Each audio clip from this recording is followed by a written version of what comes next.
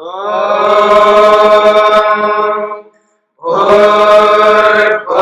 स्वः तत्सवितुर्वरेण्यं भर्गो देवस्य धीमहि धियो यो नः प्रचोदयात्।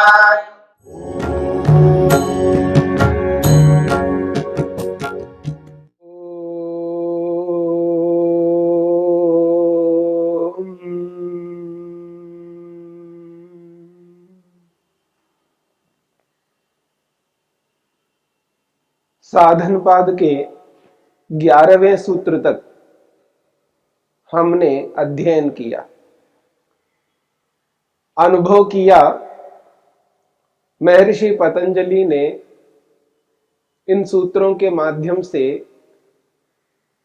क्रिया योग को किस प्रकार से साधारण व्यक्ति अपने जीवन में उतार सकता है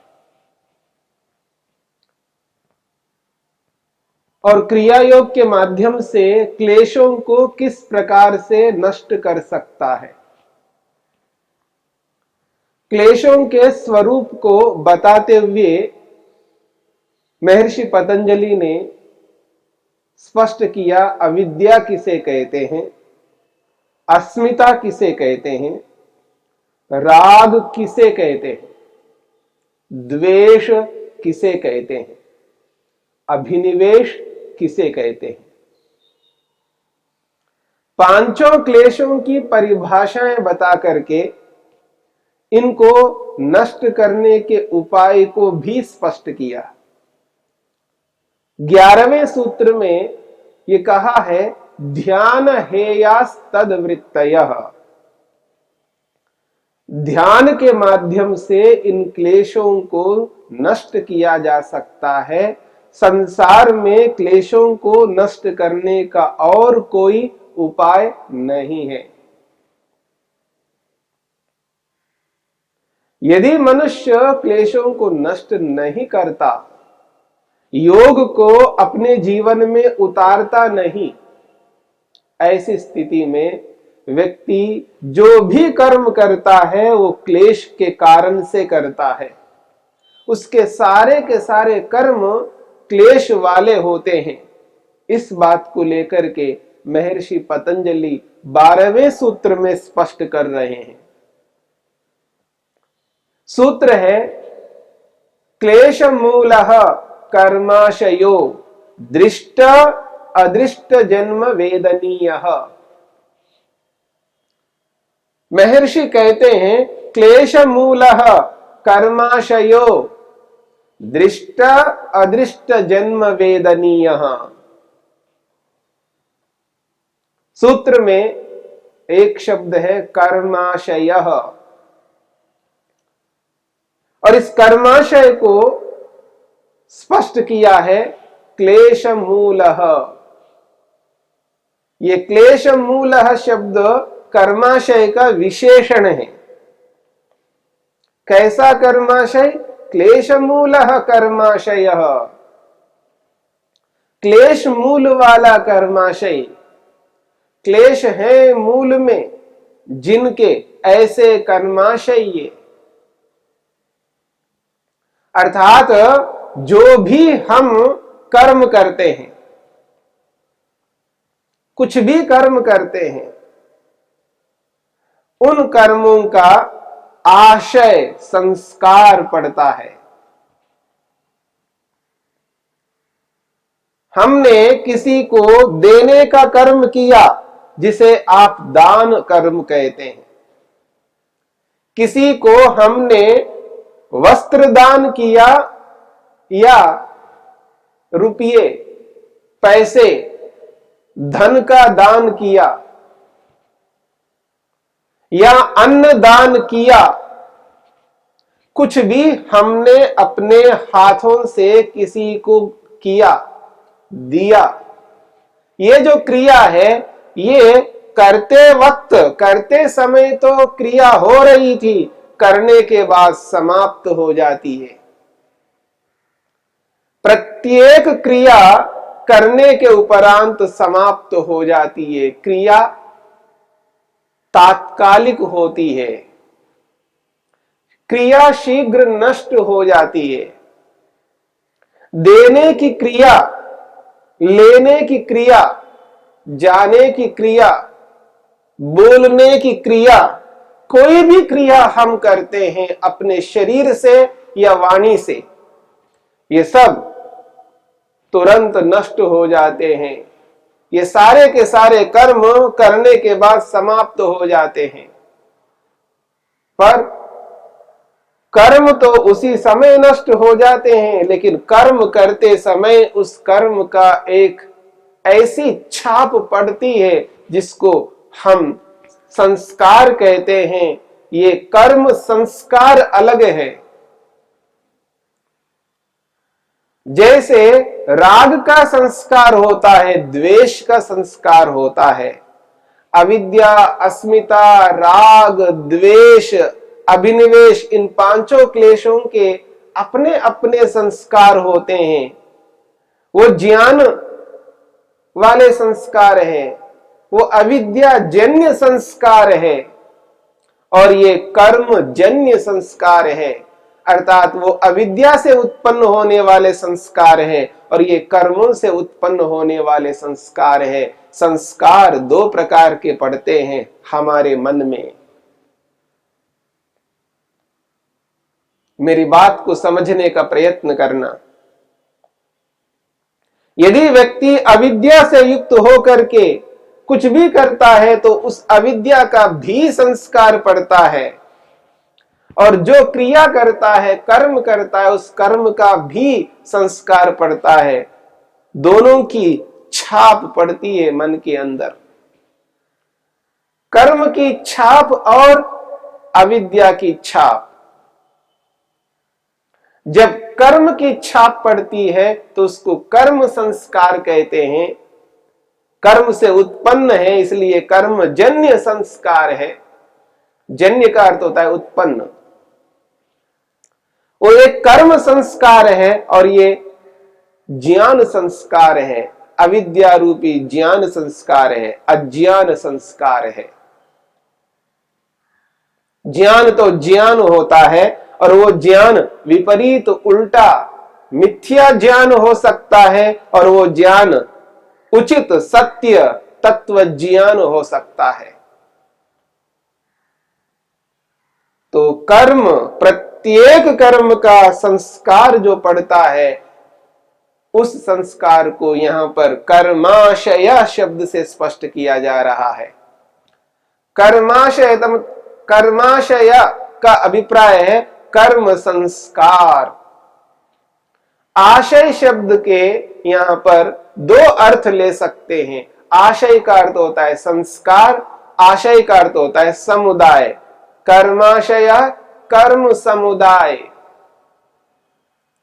कर्माशय, कर्म संस्कार, ये दोनों अर्थ ले सकते हैं। पर यहां पर समुदाय भी ले सकते हो, कर्म समुदाय, और संस्कार भी ले सकते हो, क्योंकि कर्म समुदाय कोई रहने वाला नहीं है। अगर क्रियाओं को ही लिया जाए कर्म समुदाय से, हमने देने की क्रिया किया, थोड़ा चलने की क्रिया किया,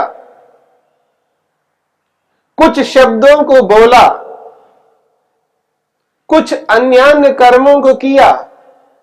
एक कर्म किया, वो समाप्त हो गई क्रिया। दूसरा कर्म किया, वो क्रिया समाप्त हो गई। तीसरी क्रिया किया, वो भी समाप्त हो गई। ये समुदाय तब होता है जब वो विद्यमान हो। मेरी बात को समझने का प्रयत्न करना। 10 लोग हैं, 10 व्यक्ति हैं, वो 10 व्यक्तियों का एक समुदाय है। समाज में एक वर्ग के लोग हैं तो उनका वो समुदाय है।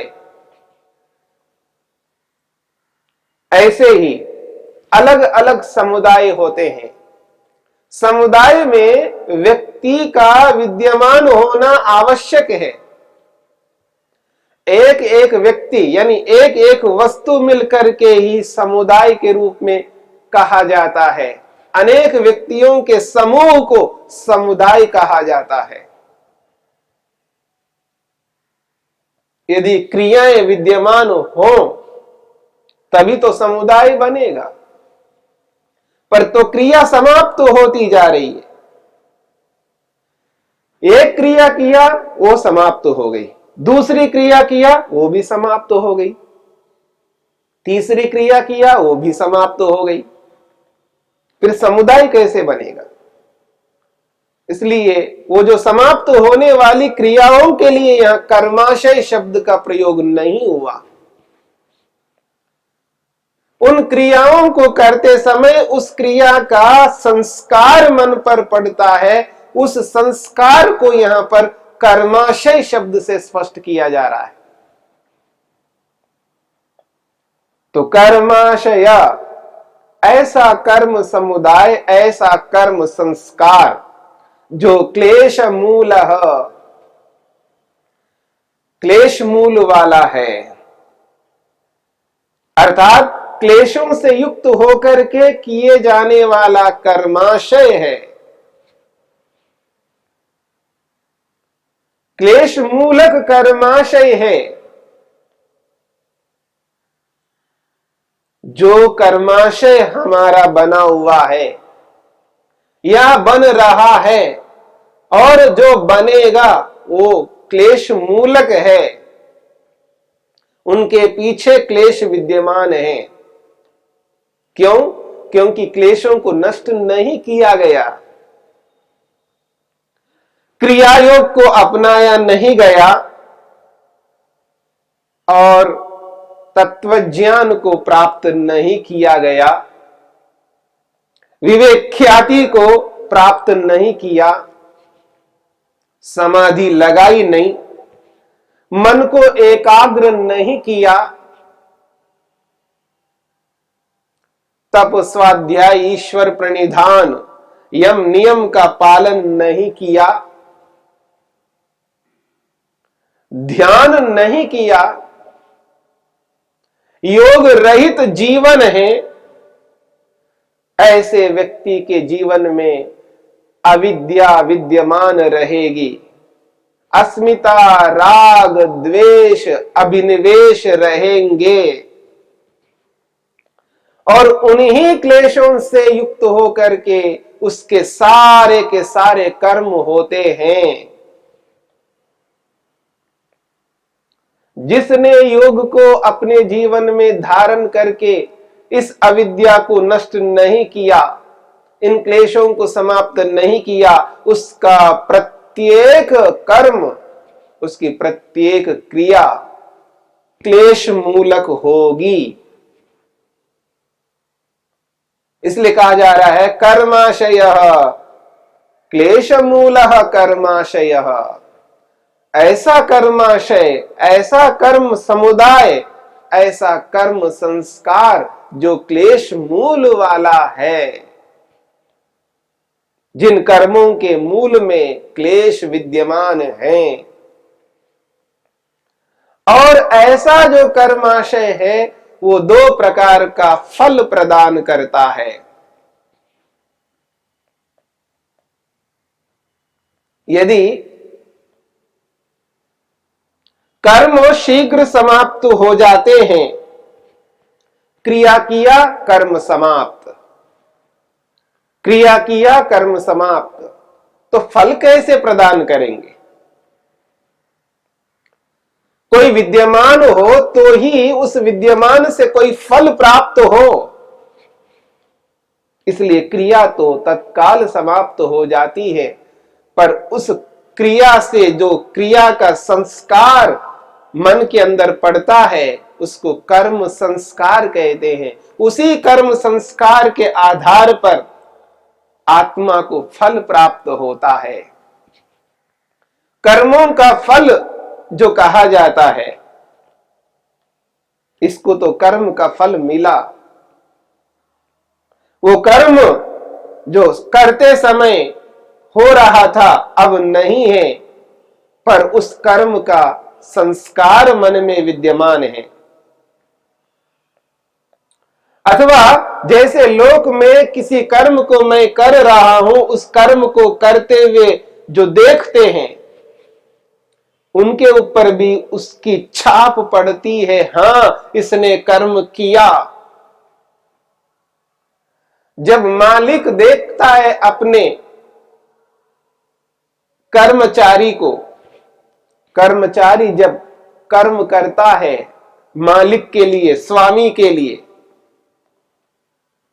वो देख रहा है, हां इसने आज कर्म किया, कल भी किया था, ऐसे ही महीने भर कर्म किया, इसलिए महीने भर का इसको फल मैं दूंगा, क्योंकि उसने देखा था उसको, उसका प्रभाव, उसकी छाप उसके मन में पड़ी है और उसकी स्मृति से व्यक्ति उसको फल प्रदान करता है।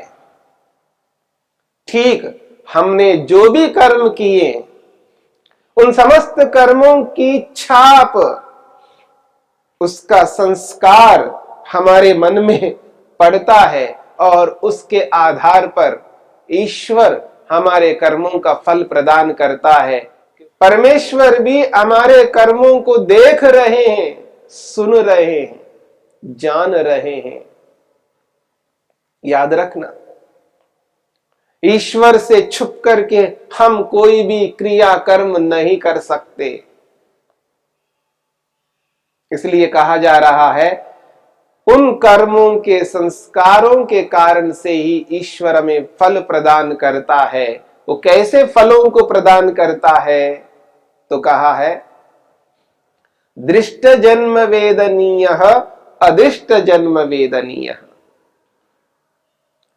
सूत्र में है दृष्ट अदृष्ट जन्म वेदनीय। जन्म वेदनीय शब्द दोनों के साथ लग जाएगा, दृष्ट के साथ और अदृष्ट के साथ। तो दृष्ट जन्म वेदनीय, अदृष्ट जन्म वेदनीय। दृष्ट का अर्थ है वर्तमान और जन्म का अर्थ जन्म, वर्तमान जन्म।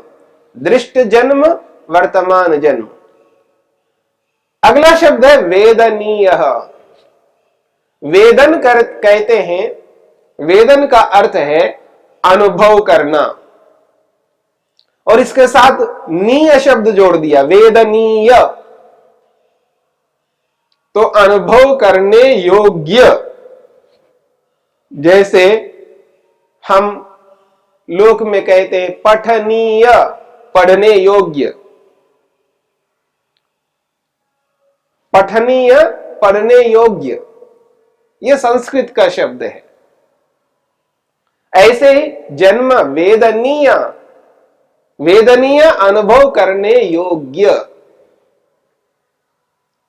तो दृष्ट जन्म वेदनीय, अदृष्ट जन्म वेदनीय, ऐसा अर्थ होगा।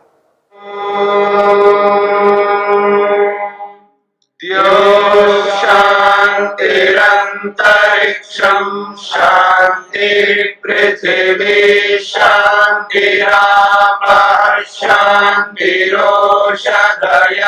शांतिः वनस्पतयः शांतिर्विश्वे देवाः शांतिर्ब्रह्म शांति सर्वं शांति शांतिरेव शांति क्षमा शांतिरेधि।